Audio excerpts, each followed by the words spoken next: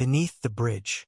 The year was 2016, and the bizarre sightings of clowns lurking in shadows and wooded areas had gripped the nation in a mix of fear and fascination. In the small town of Crescent Falls, Eli and his three friends, Jordan, Micah, and Tasha, had laughed off the hysteria. "It's just people messing around," Jordan had said earlier that day, kicking a rock down the empty street. "They want to freak people out." Micah, always skeptical, added, "Yeah, it's just viral marketing for some movie. We'll be fine." As the group walked home, the sun hovered low on the horizon, its light casting long, eerie shadows over their path. They decided to take a shortcut under the old bridge by the creek, despite the growing dimness. "It'll save us 10 minutes, Tasha reasoned, though her tone was hesitant. The bridge loomed ahead, its cracked concrete marred with graffiti. Beneath it, the shadows pooled darker, swallowing the last rays of sunlight. The air was damp and carried the faint smell of mildew. "All right, let's move," Eli said, trying to sound confident as he led the group under the bridge. Their voices echoed faintly against the walls as they joked about ghost stories and urban legends. Halfway through, Eli stopped abruptly, his stomach nodding. "Did you hear that?" he asked, turning to face the group. "Hear what?" Jordan asked, but then the sound came again. A faint giggle, high-pitched and drawn out. The sound seemed to come from everywhere and nowhere at once.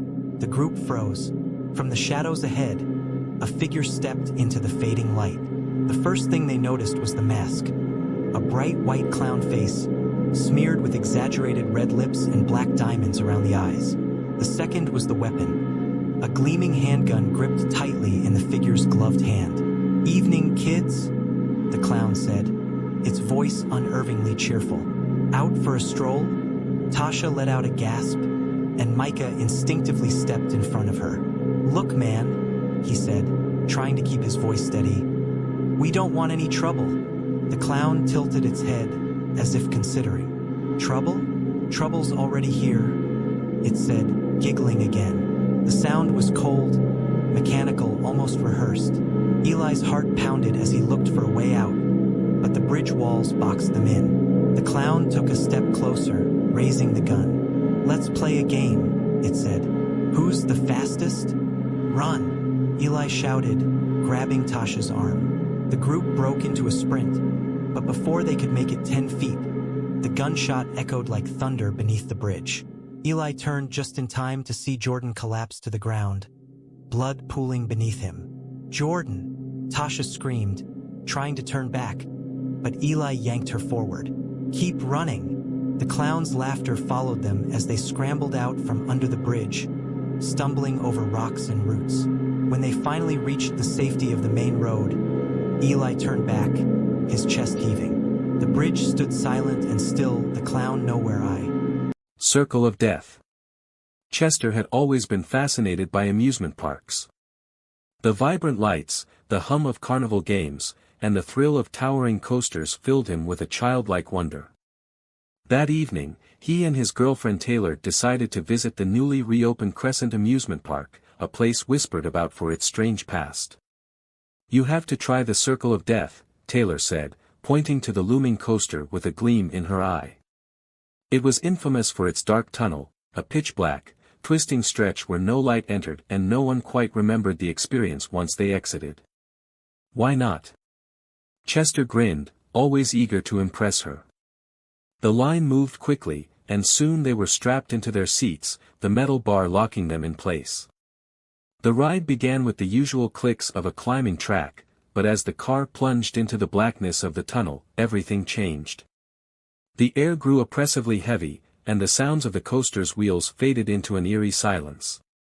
Shadows danced where no light should have been, and faint whispers curled around Chester's ears.